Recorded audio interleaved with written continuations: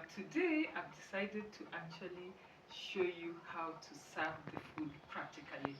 Remember, portion control is so important if you're managing your diabetes, you're managing your weight, and just making sure that you're getting sufficient nutrients. And remember, you should never ever starve.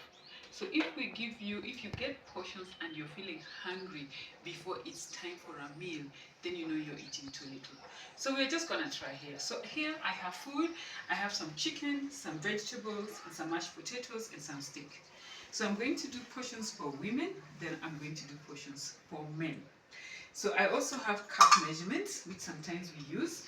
And why you use this is so that you can have a good picture of the portion. So you don't have to use it for a year. Use it for 2 weeks or 1 week and you know exactly the portion. But you don't even need to get measuring cups. You can also use these ladles. You see, like this ladle is actually equivalent to half a cup. So when we put starch, half a cup, it's equivalent. Okay? So let's try with the ladle. So I have my spoon here. So I'm going to serve some starch first. Okay? So that is equivalent to half a cup. Okay? So 1 ladle. So I'll place it there nicely. Then I'll come here and take my vegetables.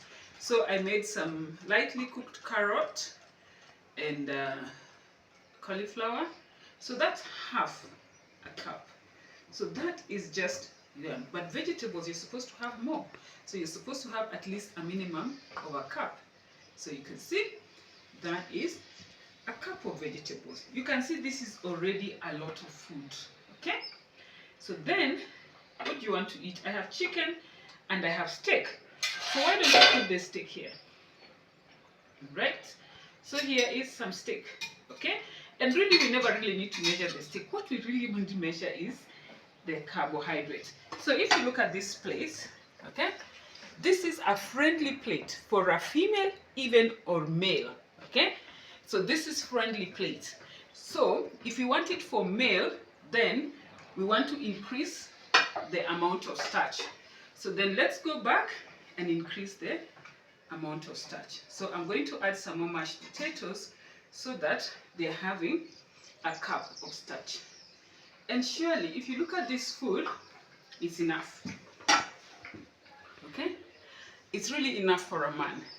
So you can see there's always more vegetables, there's a bit of starch, and there's some protein.